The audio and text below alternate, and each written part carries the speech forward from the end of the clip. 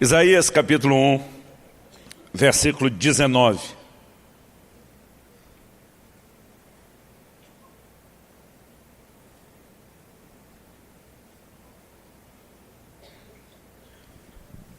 O texto sagrado diz assim: se quiserdes e me ouvirdes, comereis o melhor dessa terra. Verso 20.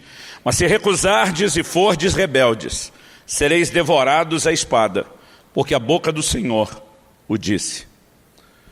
Ao olhar para esse texto, e nós estamos partindo de um texto do Velho Testamento, que fala da nação de Israel, que fala do período da velha aliança, mas, embora Deus tenha trabalhado com propósitos distintos, com esses dois grupos distintos, né? Israel no Velho Testamento, a igreja no Novo Testamento, nós podemos alinhar muita coisa, não apenas no propósito de Deus com esses dois grupos, mas em relação ao propósito geral de Deus, ao qual eles também serviram, que inclui, né, promover o reino de Deus.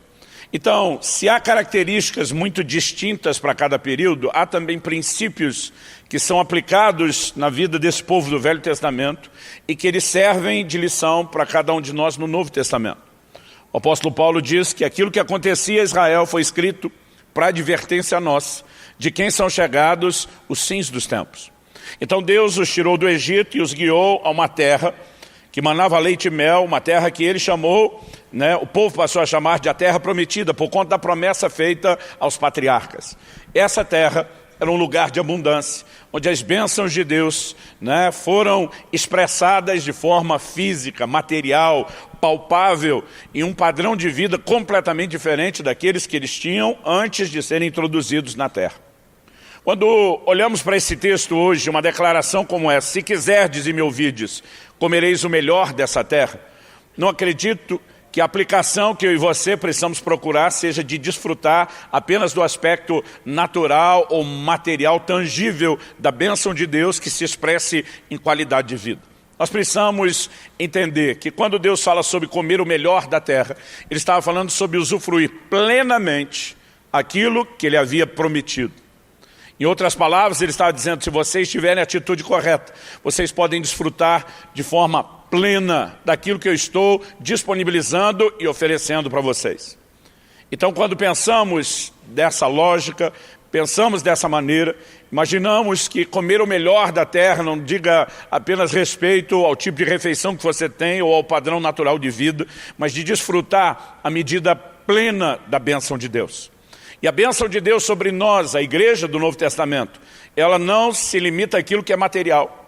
Em Efésios, no capítulo 1, no versículo 3, a Bíblia diz que Deus já nos abençoou com toda sorte de bênçãos nas regiões celestiais em Cristo Jesus. Então eu quero que a gente consiga enxergar além de uma bênção material, né? E que a gente entenda que no plano, no propósito que Deus tem para nós, não apenas incluindo o que é espiritual, mas começando a partir disso, é possível ter uma atitude que nos leve a viver a medida cheia daquilo que Deus tem. Por outro lado, no versículo 20 ele diz: mas se recusardes e fordes desobedientes ou rebeldes, né, o Senhor diz, em vez de viver a bênção, vocês vão experimentar juízo. E algo que eu quero começar destacando aqui, diz respeito justamente a essa frase: se quiserdes ou se recusardes. Tudo começa a partir de uma escolha que eu e você precisamos fazer. Essa escolha só é possível porque Deus criou o homem dotado de livre-arbítrio, autodeterminação, poder de escolha. Nós podemos exercer tanto o privilégio como a responsabilidade da vontade. E na verdade, o tema da minha mensagem hoje é o poder da vontade.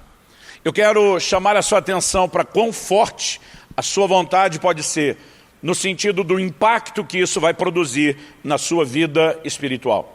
Há uma combinação clara aqui de escolha e comportamento. Se quiserdes e me ouvirdes, obedecerdes a minha palavra.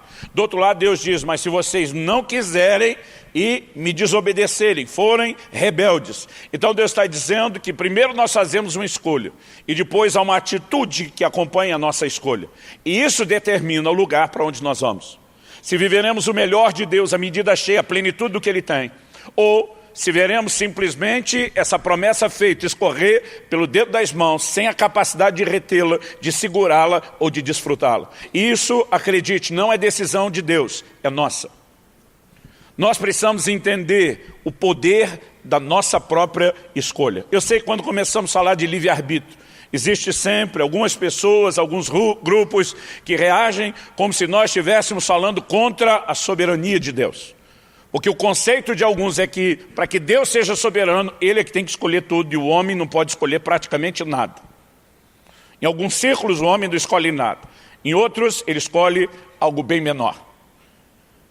Eu lembro de um filme que assisti, e no meio daquela, era uma comédia romântica, vamos dizer assim, mas no meio daquela paródia, não sei quantos assistiram o filme, Agentes do Destino, ele, na verdade, fala de seres infiltrados que trabalham de forma escondida para que as pessoas vivam o seu propósito e o seu plano.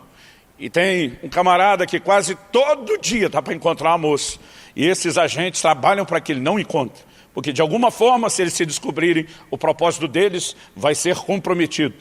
Em algum momento ele descobre a ação daqueles seres infiltrados, né? E eles deixam de ser os seres invisíveis, ele percebe aquilo que está acontecendo, então deliberadamente ele começa a lutar contra aquilo, e eles mais intensamente, chega um momento que ele questiona, cadê o livre-arbítrio? Esse é o tipo de filme que com certeza teve o dedo do script de alguém que conheceu alguma coisa do evangelho, dos debates teológicos. E aí o agente responde, diz, bom, o fato de você escolher o cardápio não quer dizer que você tenha escolhido a lanchonete. De alguma forma, a tentativa daquilo é insinuar parte do que são esses debates. Não, talvez o homem tenha direito de escolher algumas coisas, mas Deus não deixa escolher tudo. Eu quero te dizer, eu não concordo em absoluto que para que Deus seja soberano, a gente não pode, como homem, nós não tenhamos o poder de escolher. Até porque o poder da escolha foi dado por Deus. Outro dia alguém falou para mim, não, quando você coloca a responsabilidade na escolha do homem, você anula a soberania de Deus. Eu falei, não, quando você deixa Deus como soberano, só do jeito que você quer que ele seja soberano, é que você anula a soberania de Deus. Se foi ele que decidiu dar ao homem o direito de escolha, ele é soberano para dar o direito de escolha. Se ele decidiu que o homem teria as consequências das suas escolhas, ele é soberano também para decidir isso. Agora você quer deixar Deus soberano do seu jeito e não do jeito dele? Desculpa, estou dando nó na cabeça de alguns. A verdade é que a palavra de Deus fala de um plano e um propósito de Deus, mas ela fala também de escolhas. Ela fala também de um Deus que se antecipa às nossas escolhas, porque Ele é um Deus presciente. O apóstolo Pedro escreve e diz que nós somos eleitos, escolhidos, conforme a presciência de Deus. Em Romanos 8:29 também lemos isso, aos que dantes conheceu, presciência, também predestinou, traçou um destino de antemão. É lógico que é uma combinação desse Deus soberano que conhece a minha e a sua vontade, antes mesmo de termos feito a escolha. Mas de acordo com as Escrituras, eu quero te mostrar isso, a nossa vontade, ela tem um peso extraordinário, né? Maior do que a maioria de nós tem a capacidade de mensurar, em como será a nossa vida e como, ou não apenas o como, o quanto nós vamos desfrutar daquilo que Deus disponibilizou ou não. Só para efeito de ilustração, sem trazer no mesmo patamar das declarações bíblicas, muito menos tentando colocar acima, há uma frase que é atribuída a Albert Einstein, que eu gosto muito. Ele diz, há uma força motriz mais poderosa que o vapor, a eletricidade e a energia atômica, a vontade. E a respeito dessa força, é desse poder que eu quero conversar com vocês hoje, o poder da vontade. Em primeiro lugar, muitas vezes esse destaque que fazemos é para ajudar tanto quem está anotando como para lembrar. Em primeiro lugar, o primeiro ponto que eu acho que vale a pena a gente conversar, embora não dá para discutir de forma exaustiva, é que o que Deus faz na vida do homem, nas nossas vidas, não depende só da vontade dele. Vou repetir isso, por mais assustador que pareça. O que Deus quer fazer, o que Ele fará, o que Ele fez, o que Ele intenciona ou já pôde fazer, não depende só da vontade dEle. A palavra de Deus diz em 1 Timóteo, no capítulo 2, no versículo 4, de maneira taxativa e explícita, sem espaço para questionamento, que Deus deseja que todos os homens se salvem e cheguem ao pleno conhecimento da vontade, da verdade. Essa é a vontade de Deus. Se essa é a vontade de Deus, por que é que não está todo mundo salvo? Porque a vontade dele não é empurrada goela abaixo de ninguém. Ela é revelada, ela é exposta. Deus trabalha em favor dela, Deus mobiliza a sua igreja para promover o cumprimento da sua vontade. Mas a vontade de Deus precisa ser de alguma forma escolhida pelo homem, para que então, depois de ser a vontade dele, haja uma combinação e a vontade de Deus possa se cumprir na vida dessa pessoa. Se nós não olharmos para isso na palavra de Deus com clareza, nós talvez viveremos vidas passivas, esperando que Deus faça as coisas por si mesmo, sem que a gente tenha responsabilidade nenhuma. Aliás, há uma ênfase muito grande nos nossos dias, de um evangelho que exime o ser humano de responsabilidades. Vamos deixar isso como uma espécie de trailer de adiantamento, mas uma das mensagens que estou para trazer aqui, talvez terá esse nome, o evangelho da irresponsabilidade. E não hoje, mas no segundo momento, eu quero tratar de como as pessoas estão tentando anular a responsabilidade do homem em cooperar com o plano e o propósito de Deus. Se nós não entendemos isso, permaneceremos sentados de forma passiva, esperando Deus fazer algo que sozinho Ele não fará nas nossas vidas. Então o que eu e você precisamos entender, que Ele nos deu o direito de escolha e que a gente pode rejeitar aquilo que Ele tem como vontade para as nossas vidas. No Salmo 78, dá uma olhadinha comigo, eu vou citar alguns textos bíblicos. Eu não quero tornar o assunto técnico no nível das discussões teológicas, mas nós precisamos não apenas aprender a pensar e refletir sobre essas coisas, mas entender que Deus não tocaria no assunto, não exporia isso na palavra de Deus, se não fosse importante que eu e você tivéssemos o conhecimento dessas verdades. Porque o entendimento correto pode nos levar a uma fé correta e ao resultado correto. Já um entendimento errado nos leva a uma fé errada e ao resultado errado.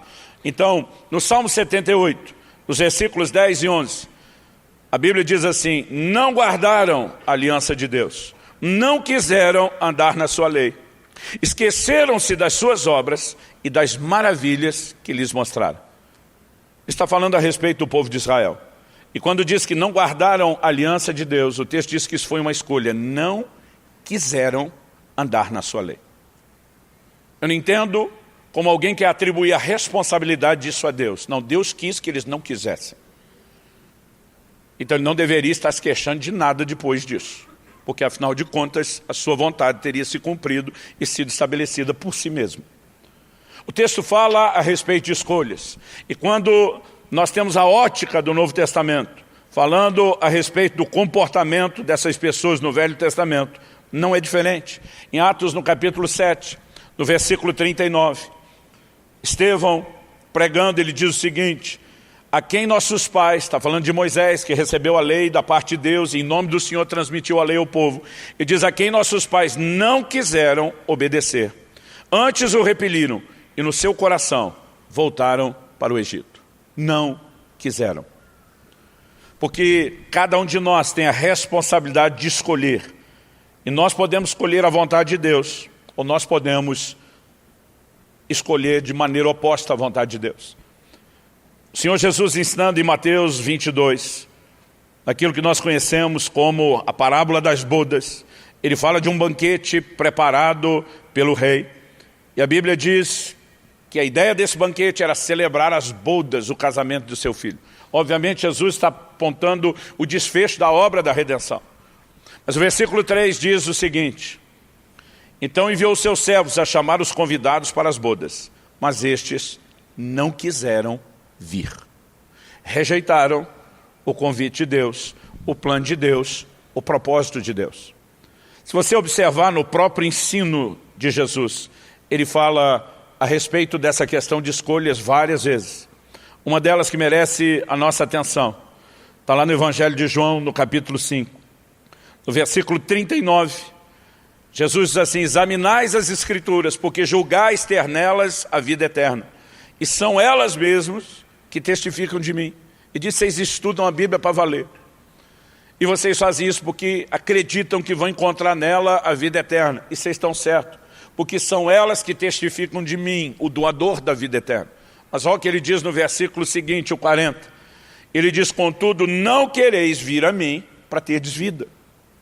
Que Deus deseja o homem é mais do que evidente. Jesus está lá diante deles, o Deus homem, encarnado, se dispondo a alcançar o coração do homem, mas ele diz, mas vocês não querem vir a mim. É uma escolha que cada ser humano tem que fazer.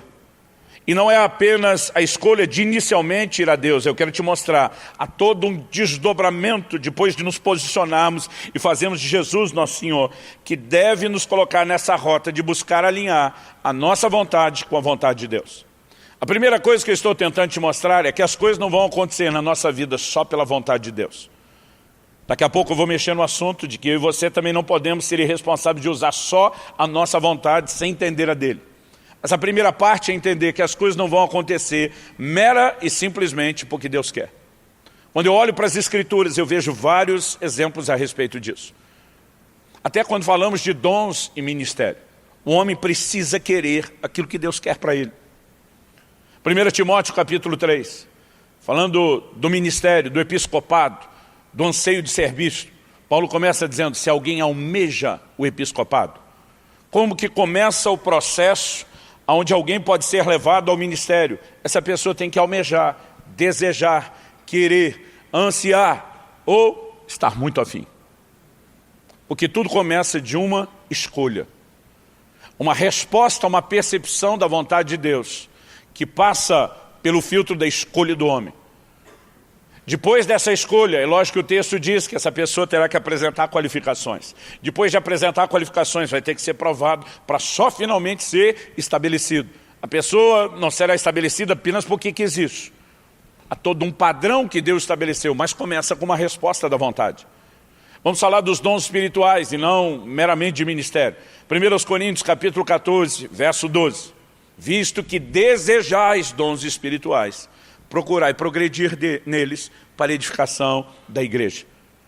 Eu nunca vi ninguém entrar na operação de dons espirituais sem ter desejado isso primeiro. Aliás, os dons nunca vão correr atrás de você, é você que tem que correr atrás deles. A Bíblia diz, procurai com zelo os melhores dons. Por que tem que haver a procura? Porque tem que haver a manifestação, o exercício da sua vontade. A sua escolha precisa ser a faísca de ignição, que gere o andamento de um processo que é maior do que só a sua escolha, mas que não está desconectado da sua escolha. Muitas vezes, quando Deus sinaliza, através de palavras e de promessas, qual é a vontade dele, também não podemos, só por causa disso, esperar um cumprimento automático. Em 1 Timóteo, no capítulo 1, no versículo 18, Paulo orienta seu discípulo e diz, de acordo com as profecias que foram ditas a seu respeito, combate firmado nelas o bom combate. Mas Deus não prometeu? Sim. Então não posso sentar e esperar? Não. Quando Deus prometeu algo, Ele sinalizou a vontade, que não vai empurrar a goela abaixo. Se você exercer a sua vontade, escolher viver a vontade de Deus, cooperando e lutando com Ele, isso vai se cumprir. Senão, não. Quando Deus fala sobre Abraão, em Gênesis 18, 19, ele diz, porque eu escolhi a Abraão, para que ele ordene a sua casa, aos seus filhos depois dele, que guardem o caminho do Senhor, pratiquem a justiça e o juízo, para que o Senhor faça vir sobre Abraão o que tem falado sobre ele. Tinha promessas? Sim, promessas extraordinárias. Em ti serão benditas todas as famílias da terra. Agora, isso ia se cumprir de forma automática só porque Deus falou? Não, Deus disse, eu escolhi Abraão para fazer a parte dele, porque se ele fizer a parte dele, eu posso fazer a minha e cumprir o que eu falei a respeito dele. Quem está entendendo, diga amém. A vontade de Deus não se manifesta de forma unilateral por imposição dele. Nós precisamos compreender nessa perspectiva que o homem então tem a responsabilidade de corresponder com Deus. Agora, falando na questão da correspondência com Deus, a segunda coisa que eu quero destacar aqui, por mais óbvio que pareça, merece ser lembrado, é que Deus e o diabo não agem da mesma forma. Eles agem de forma distinta. Em Apocalipse, no capítulo 3, no versículo 20, nós temos um texto muito conhecido que normalmente é aplicado fora do contexto. O Senhor Jesus diz, eis que estou à porta e bato. Se alguém ouvir a minha voz e abrir a porta, eu entrarei, cearei com ele, ele comigo. Normalmente nós usamos esse versículo para evangelismo, para apelo evangelístico. O Senhor bate a porta do seu coração, porque Ele ainda não entrou na sua vida, mas para que Ele entre, você tem que abrir a porta do seu coração. Isso é verdade a respeito da conversão? É. Mas Jesus estava falando com a igreja. Jesus estava falando com gente que já era parte do povo dele. Mas mesmo assim, Ele está dizendo, eu estou batendo na porta, porque vocês me deixaram do lado de fora. E a única forma de eu entrar é vocês me ouvirem, é vocês abrirem a porta, que Ele está dizendo, eu não vou meter o pé, eu não vou forçar essa entrada. Eu quero estar aí, estou sinalizando a minha vontade de estar do lado de dentro. Mas se a sua vontade não se alinhar com a minha, escolhendo a mesma coisa que eu quero, eu não estarei do lado de dentro. Ele respeita a nossa vontade. Quando você olha para a forma do diabo agir, é completamente diferente. Ele só precisa do que na gíria de crente a gente chama de uma brecha. Um pequeno espaço para meter o pé, para tentar entrar, para forçar a barra. E é por isso que a Bíblia diz em Efésios 4, 27, não deis lugar ao diabo. Porque um mínimo espaço para que ele cumpra a vontade malvada, terrível dele, será explorado para impor isso de maneira tirana. Deus não age dessa forma. Não é apenas uma questão de educação, de dizer o diabo é um grosso invasor e Jesus é um gentleman. Na verdade são princípios. Deus deu ao homem o direito de escolha e Ele diz, eu quis que você escolhesse. Eu quis que você me quisesse. O diabo não está nem aí se você quer ou não quer ele. Se ele puder arruinar a sua vida, ele vai forçar a barra para entrar. E quando a gente olha a forma de cada um lidar e agir é completamente diferente. Qual a maneira de Deus trabalhar conosco? Em Deuteronômio, no capítulo 30 e no versículo 15, a gente enxerga um Deus que indica a verdade enquanto faculta a escolha. A forma do diabo agir é completamente diferente, eu vou falar disso daqui a pouco. Em Deuteronômio 30, 15, o Senhor diz assim, eu coloco diante de vocês a vida e a morte, a bênção e a maldição. Você vai encontrar isso também no versículo 19, vou até misturar os dois. Aí o Senhor diz, escolhe, pois, vida, para que vivam você e a sua descendência. O que Deus está dizendo? Há dois caminhos diante de você. Um caminho é o caminho de vida e bênção, o outro caminho é o caminho de morte e maldição. Quem escolhe é você. Deus está dizendo, eu não vou escolher por você, o que eu posso fazer é orientá-lo a respeito da melhor escolha. E a maneira de orientá-lo é lembrando você que a sua escolha te leva a consequências. Tem muita gente escolhendo o caminho errado e quando chega no fim de morte ou maldição, está revoltado com Deus. Eu não sei como Deus reage aos esbravejos de alguns cristãos. Eu imagino algumas vezes ele com vontade de rir. Eu imagino Deus olhando e dizendo, crente, você tem que ser estudado pela NASA. Eu digo para você que o caminho é de morte. Você escolhe o caminho, vai até o fim. E quando você encontra o que eu te adverti, o culpado sou eu. Porque a falta de entendimento, não só do poder da vontade, mas da responsabilidade das nossas escolhas, nos leva a uma fé frágil que questiona um Deus que deveria ser soberano para livrar nossa cara, mesmo quando nós estamos desobedecendo Ele. Não funciona assim. Ele diz, se você quiser e me ouvir, você come o melhor da terra. Se não quiser, se me rejeitar, vai se lascar. O seu final não será bom. Mas ele diz, estou dizendo exatamente o que está diante de você, para que você escolha consciente. E outra, da minha parte, hashtag fica a dica, escolhe vida. Se você quiser ouvir a minha orientação, você vai poder escolher direito. Agora, a maioria de nós faz escolhas sem procurar entender as orientações dele. O baixo envolvimento da maioria dos cristãos com a palavra de Deus não é apenas algo assustador, que merecia ser classificado como vergonhoso, é trágico nos seus efeitos. Porque a maior parte das pessoas tem que fazer escolhas importantes e cruciais, sem sequer ter noção do que é que Deus fala a respeito dessas coisas. Então muitas vezes Deus estabelece claras proibições. As pessoas violam aquilo e depois se queixam a respeito de uma falta de intervenção de Deus. Imagine Deus olhando e dizendo, podia no mínimo ter lido o livro de Provérbios. Provérbios diz que o desavisado passa e sofre o mal, mas o sábio desvia. Muitas coisas, querido, podem ser antecipadas, podem ser compreendidas e evitadas através de escolhas sábias. Mas Deus não vai empurrar a vontade dele, por melhor que seja, goela abaixo. Se você quer comer o melhor da terra, vai ter que querer isso e vai precisar aprender a ouvi-lo. O diabo, por outro lado, não age nada parecido com ele. Normalmente ele não dá muita escolha. E não apresenta uma bifurcação, dizendo, olha, tem dois caminhos, o de vida e o de morte, o de bênção e maldição. Ele esconde o de vida e o de bênção.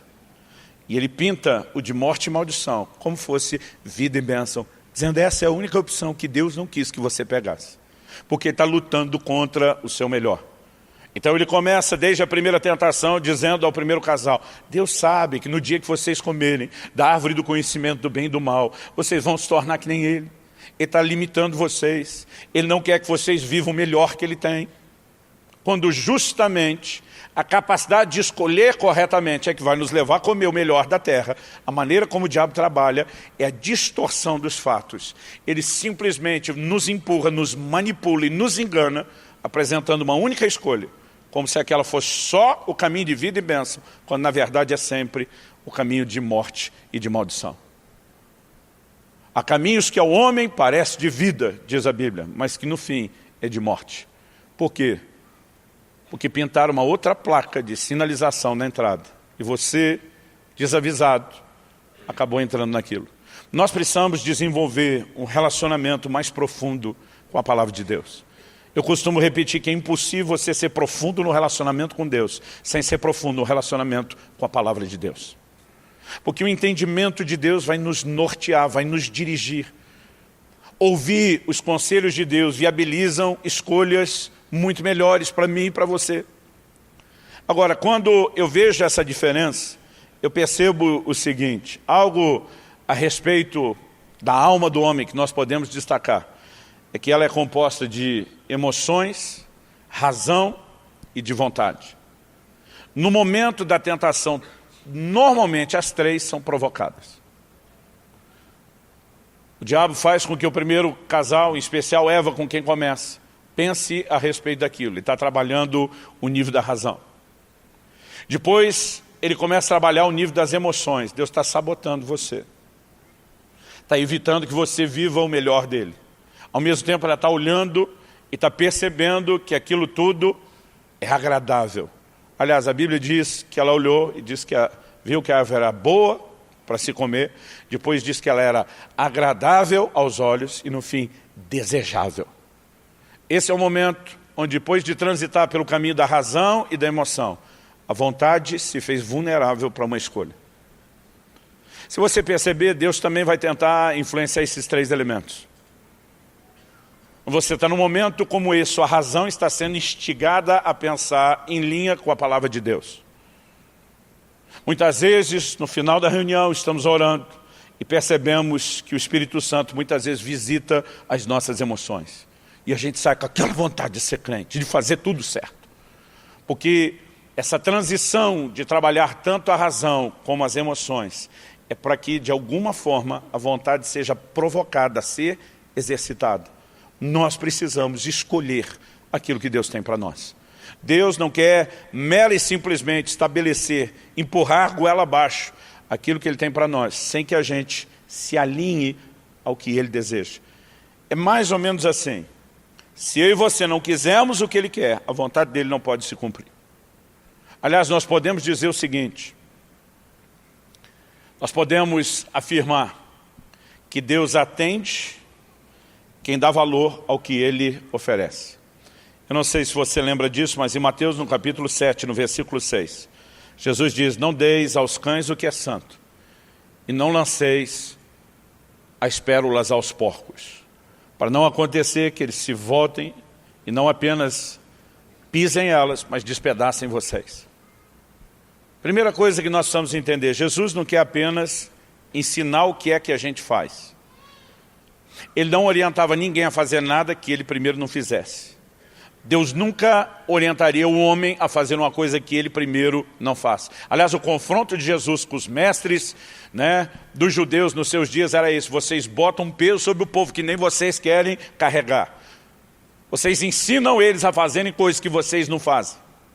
E ninguém pode falar isso de Jesus ou de Deus. Então o que eu e você precisamos entender é que Ele não está orientando a gente a fazer algo que Ele primeiro não faça. Ele também não vai lançar pérola aos porcos. e nem dá o que é santo aos cães. Se alguém que não tem a capacidade de valorizar o que ele está oferecendo, a mão não será estendida da mesma forma como para aquele que tem a capacidade de valorizar o que ele está oferecendo. Quem está entendendo, diga amém. Em Mateus 13, de 44 a 46, nós temos duas parábolas em 3 versículos. Numa delas, o reino de Deus é comparado a um tesouro escondido no campo. No outro é comparado a uma pérola de grande valor. Nas duas parábolas, Jesus fala de gente que ao encontrar o reino prefigurado nessas coisas de valor, ao entenderem o valor daquilo, ao desejarem aquilo, vende tudo que tem, abrem mão de tudo para adquirir aquilo que de valioso eles entenderam estar disponível. O que ele está falando? Do entendimento que nos leva a uma escolha, que prioriza o que Deus tem. Esse é o tipo de gente que entra no reino de Deus. Ele não está falando que você paga para entrar, que você tem que comprar a entrada. Mas nós precisamos compreender essa forma e a dinâmica de como Deus trabalha. Isaías 44, 3 diz, o Senhor falando, derramarei água sobre o sedento. O que ele está dizendo? Eu vou dar água para quem quer água, para quem valoriza a água, para quem não vai desperdiçar água, para quem vai aproveitar a água. É para esse que eu vou liberar e derramar água. Porque de alguma forma, a vontade dele precisa se alinhar com a nossa para que se cumpra. Então Deus sempre está procurando quem valorize, quem está disposto a lutar por aquilo que ele sinalizou ser a vontade dele. Para que depois, quando eu e você fazemos as nossas escolhas, a vontade dele possa então se cumprir plenamente. Entendendo isso, nós não podemos viver uma vida cristã passiva. Nós precisamos aprender a ter um posicionamento e levar Deus a sério para viver o melhor de Deus, para comer o melhor da terra, para viver a plenitude do cumprimento, né, das promessas que Ele nos fez na Sua palavra. Agora, isso precisa partir de uma escolha da minha e da sua parte. Por outro lado, nós não podemos usar de forma irresponsável o poder da escolha para apenas escolhermos sozinhos. Porque muitas vezes nós passamos a fazer escolhas sozinhos. Então, se Deus, por um lado, não empurra a vontade dele, por outro, Ele não quer você escolhendo sozinho. Ele quer que você use o seu direito de escolha para escolher a vontade dele, para sujeitar-se à vontade dele. E muita gente, às vezes, tenta viver a sua vida sem nenhuma sujeição à vontade de Deus no aspecto prático. Às vezes ele pensa, já me converti, já estou servindo a Deus, já escolhi o que de principal eu teria que escolher, e é quase como se ele não precisasse mais nada. Eu quero te dizer, isso não é verdade. Embora a vontade de Deus seja a sua salvação, além de ter te alcançado com salvação, tem muita coisa a mais que Ele quer fazer na sua vida. Ele tem um plano e um projeto personalizado para cada um de nós. Se eu fosse você, teria dito amém. Isso para mim é empolgante. Saber que Deus não lida conosco só como as massas. Ele consegue ter olhos para cada indivíduo. Ele consegue ter um plano e um propósito específico e traçado para cada um de nós. Mas para que a gente viva essa vontade, além dessa toda genérica que nós falamos até agora, para que a gente viva o cumprimento da vontade do plano personalizado, nós também vamos ter que aprender a fazer as escolhas certas. Abre sua Bíblia comigo em Tiago, capítulo 4, no versículo 13.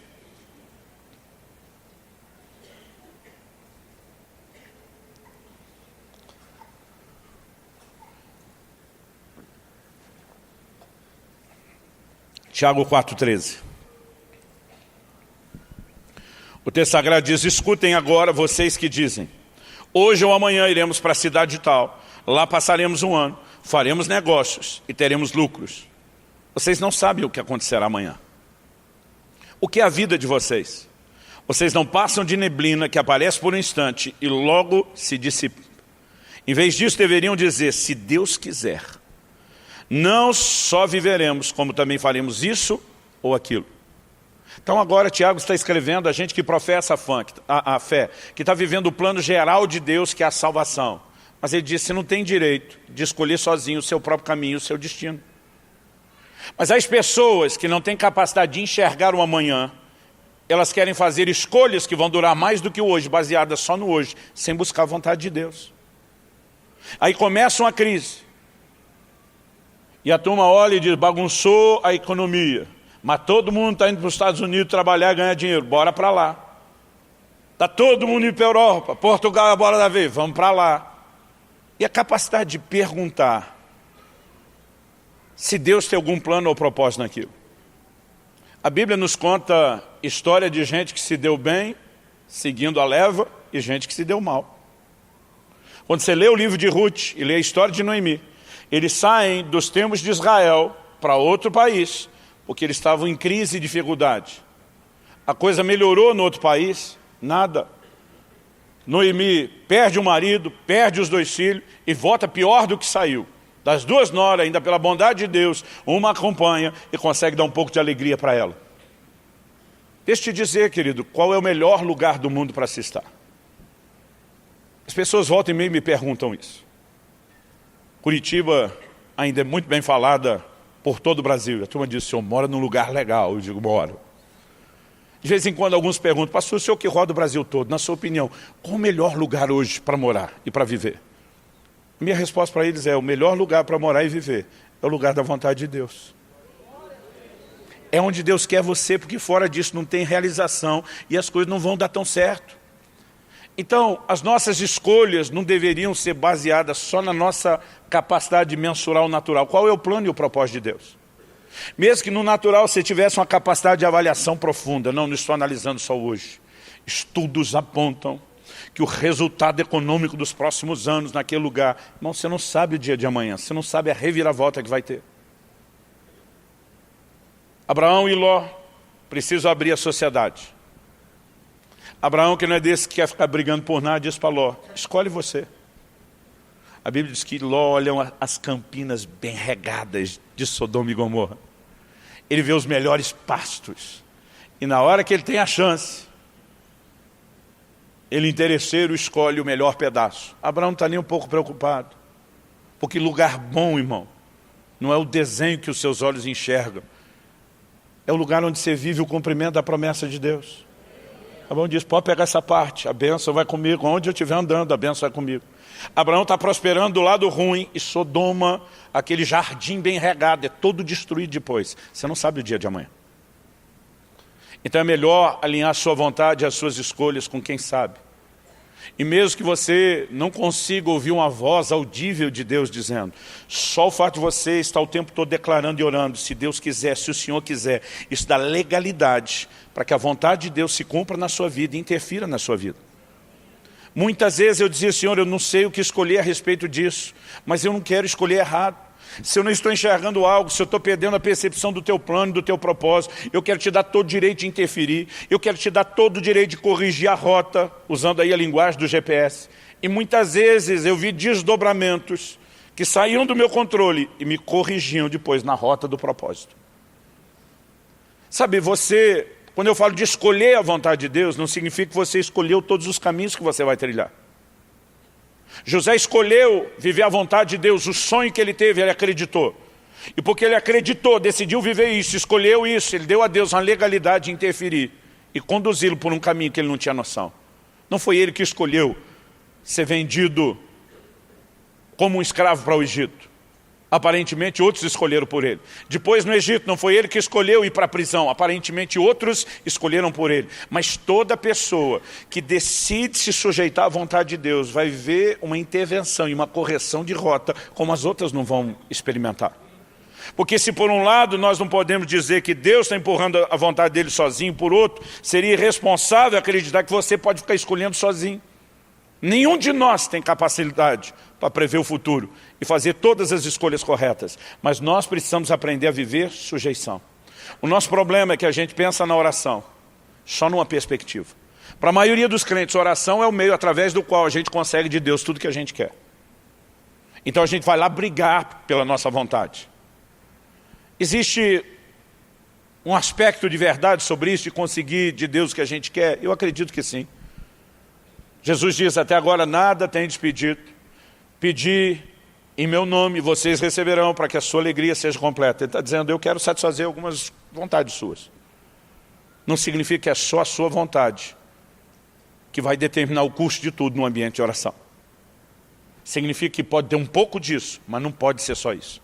Porque o que a gente aprende com Jesus, quando lá no Getsêmani, ele dobra os joelhos e diz, Pai, seja feita não a minha, mas a sua vontade. Aliás, deixa eu dizer algo aqui. A Bíblia está cheia de exemplo de gente que se ajoelhava para orar. Não há uma ordem dizendo que a gente tem que orar só de joelho. Algumas igrejas acreditam nisso. Eu não sei como eles imaginam o Jonas orando no ventre do peixe, ou o camarada que está do lado de Jesus na cruz, tendo uma oração e um clamor atendido que diz, não pode orar de outra forma.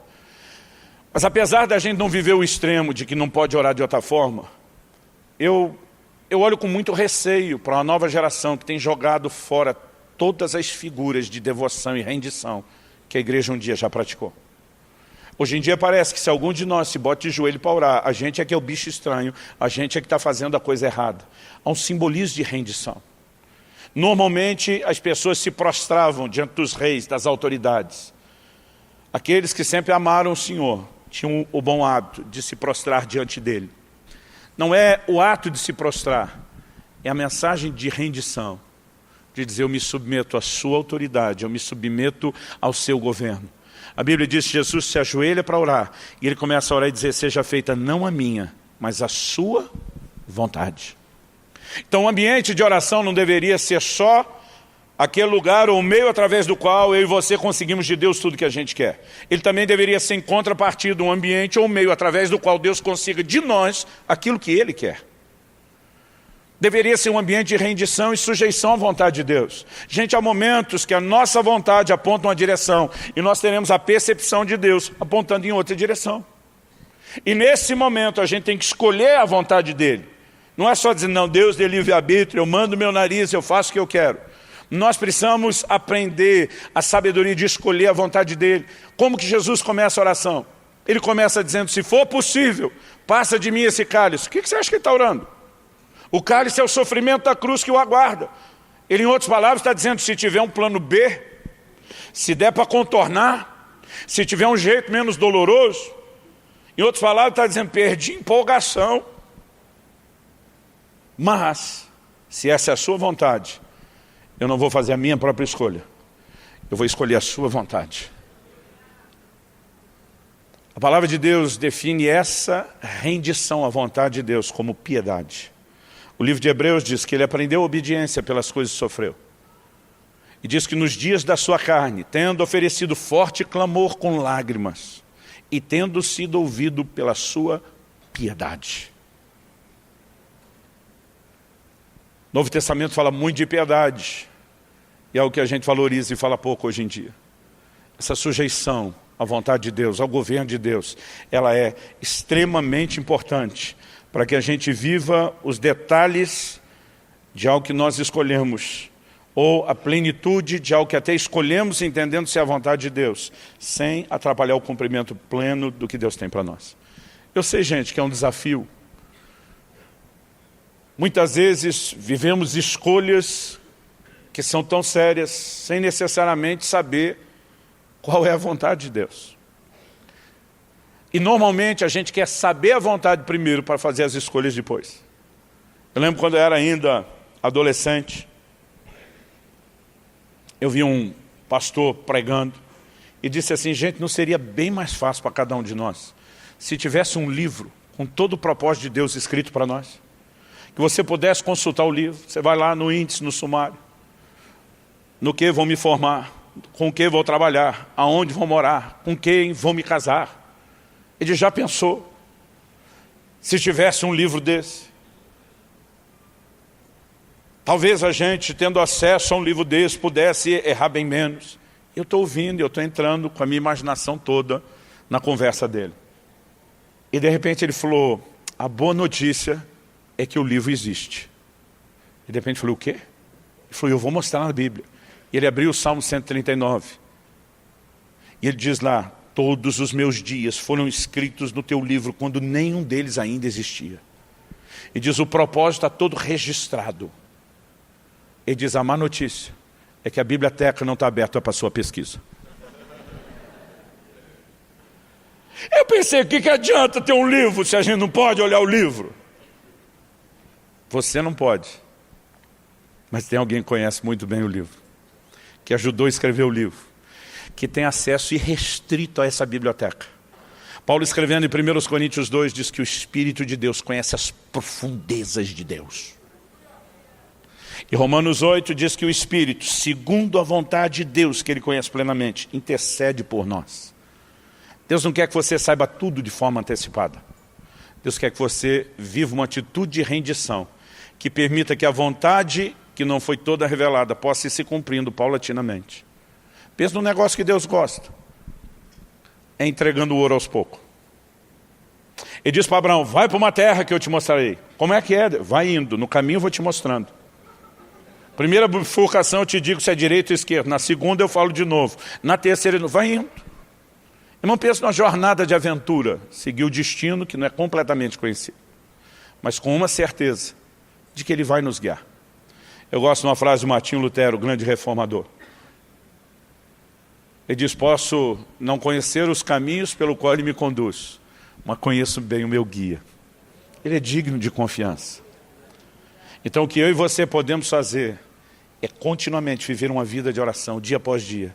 Venha o teu reino, seja feita a tua vontade. Jesus nos ensinou a orar dessa forma todo dia, a oração é diária.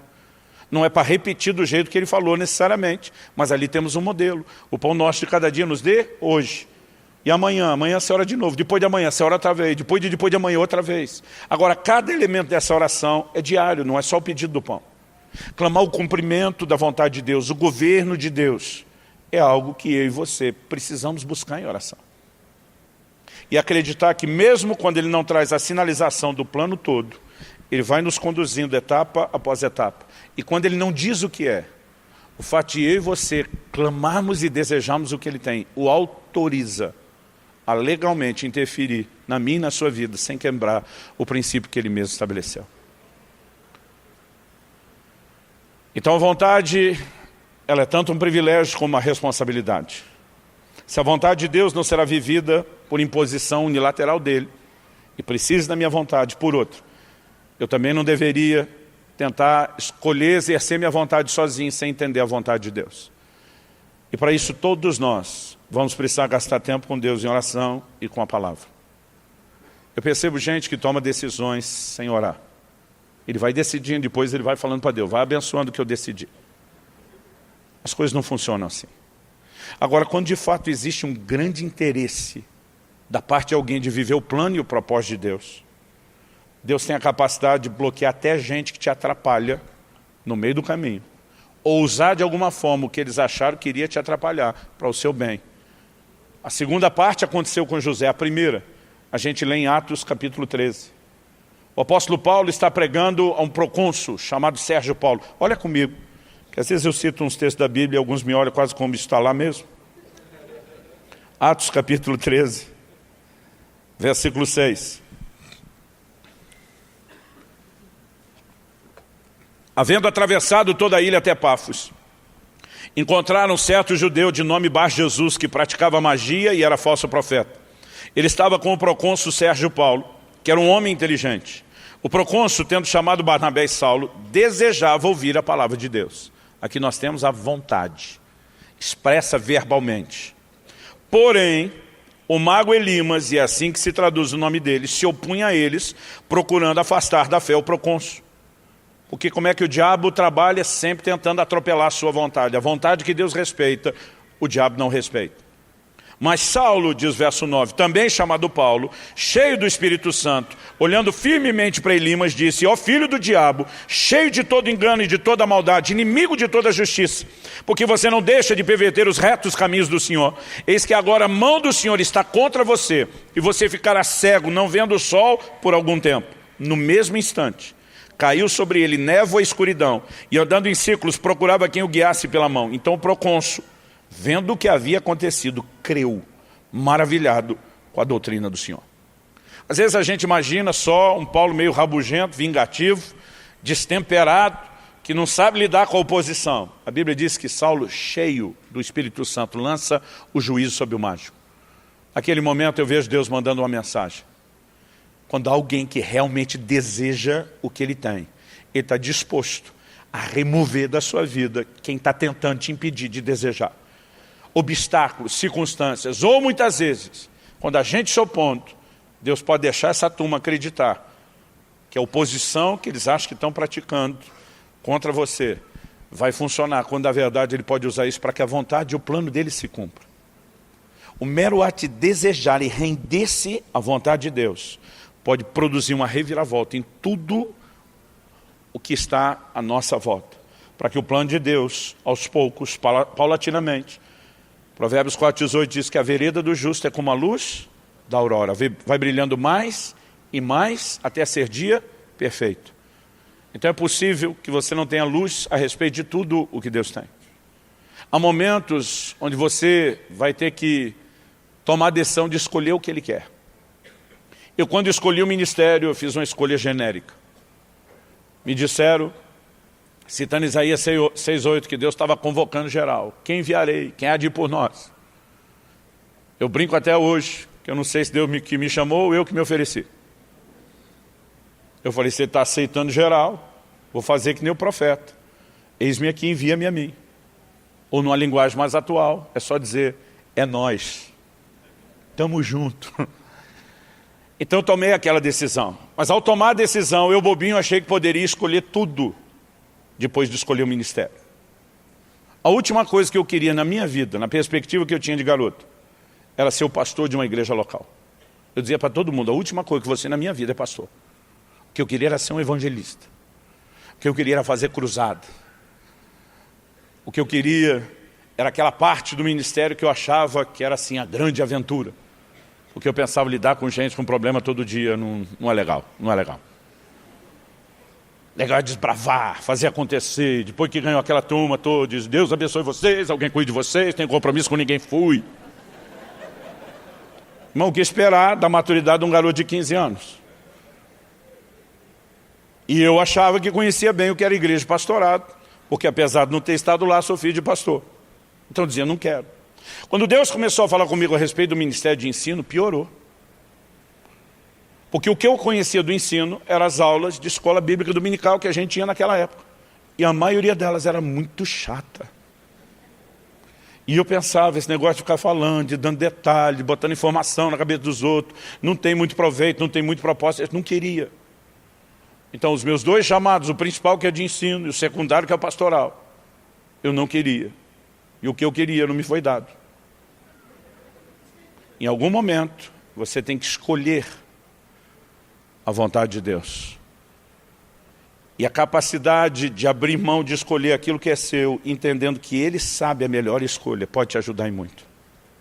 Eu lembro de uma ocasião, Israel, meu filho, era ainda bem garoto, eu estava tentando ajudá-lo a entender o poder da vontade, a importância das escolhas na vida. Eu falei, olha filho, tem duas situações aqui. Essa vai acontecer se você escolher isso, e tem esse desdobramento. Essa aqui, se você decidir, talvez a grande probabilidade é que a coisa aconteça dessa forma. Essa decisão provavelmente leva para esse lugar, essa para esse. Nenhum dos dois está errado, os dois cabem no plano geral. E você vai ter que tomar uma decisão. Eu não vou escolher por você. Eu preciso te treinar a fazer suas escolhas. Deus faz isso conosco. Deus já me deixou fazer escolhas. Em momentos que eu fiz escolhas erradas, inclusive, só para me ensinar. E naquele momento, quando eu falei isso para o meu filho, ele pensou, ele olhou para mim e falou, pai, o que você quer que eu queira? Eu achei engraçado, nunca tinha ouvido isso. Eu falei, não, o pai quer que você queira, faz a sua escolha. Ele falou, eu sei, mas o que você quer que eu queira? Como assim? Ele falou, pai, o senhor é mais maduro, é mais experiente. Provavelmente você já fez uma escolha das opções que o senhor me deu. O que você gostaria que eu escolhesse? Eu falei, filho, eu estou te ensinando a escolher. Ele falou, pai, o senhor tem que me ensinar a responsabilidade de escolher e a confiar em quem pode dirigir a gente na escolha. Eu falei, nem tinha pensado desse outro lado. Mas depois daquela conversa com o garoto, eu fui para o meu lugar de oração. Eu falei, Deus, o que o senhor quer que eu queira? Talvez essa frase resuma muito bem o que eu estou tentando falar nesse ponto final. Aliás, falando em ponto final, vamos ficar em pé para parecer que está acabando. Que eu gostaria que nós orássemos, nos sujeitando à vontade de Deus. De forma prática, olhe para cá. O que eu espero que o entendimento do que você ouviu hoje produza na sua vida. Primeiro, que isso te ajude a romper com a passividade de só ficar sentado esperando que Deus faça tudo.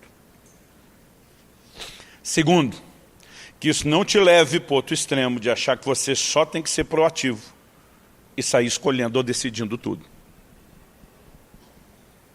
Há um lugar onde a gente precisa saber combinar as nossas escolhas com a vontade de Deus. Onde a gente precisa aprender a cultivar o desejo por Deus e pela sua herança. Essa terra prometida que Ele tem para cada um de nós. Os lugares onde Deus quer nos levar de realização espiritual, natural, familiar, não é necessariamente idêntico. Nós podemos viver coisas muito parecidas, mas dentro de um plano específico que Deus tem. E a chave para chegar lá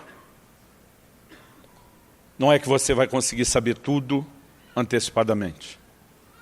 É você apenas o tempo todo estar confiando e dando a Ele legalidade, direito de intervenção.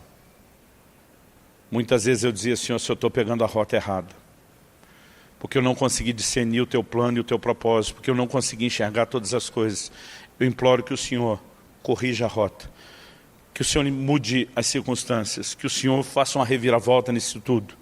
E muitas vezes, ao orar dessa forma, eu vi a reviravolta acontecer. Hoje, quando olho para trás, entendendo um plano que me foi revelado de maneira mais ampla do que aquela época, eu consigo ver como aquelas reviravoltas me colocaram no eixo para voltar a andar no trilho do plano e do propósito de Deus para nós. Mas esperar viver essa plenitude de Deus, achando que só porque Ele quer vai acontecer, é uma fantasia, é uma utopia irreal. Você vai precisar escolher a vontade dEle. Achar que você pode escolher sozinho, deixando Ele de fora, vai criar outra bagunça. E muitas vezes as pessoas estão fazendo escolhas erradas e acreditando que Deus tem a obrigação de ficar consertando quando não houve nenhuma rendição e nenhuma disposição de ouvi-lo. E diz, se você quiser, tem que querer, mas me ouvir, porque a combinação de usar sua vontade, ouvindo Ele e a vontade dEle, aí você vai comer o melhor da terra. Agora, se você não exerce a vontade e não escolhe, a vontade dEle não prevalece. Ou se você não quer aquilo que Ele quer, não tem como viver os resultados que Ele preparou. Por mais simples que isso pareça, entender essas verdades pode fazer toda a diferença na sua vida. Pai, nós colocamos nossa vida diante do Senhor. Nós oramos como o Senhor Jesus, seja feita não a nós, mas a sua vontade. Não queremos viver escolhas isoladas, irresponsáveis, sem levar em conta o Teu conselho, a Tua orientação, as Suas advertências, ou a possibilidade que o Senhor tem um plano e um propósito diferente. Nós queremos não apenas aqui, agora, mas dia a dia, viver sujeição à Tua vontade, buscar o desdobramento do Teu plano e do Teu propósito em cada área das nossas vidas. E nesse momento nós queremos clamar graça do Senhor, nem para sermos omissos e negligentes em relação a uma escolha, e nem para assumirmos ou presumirmos que a nossa escolha é tudo que precisamos.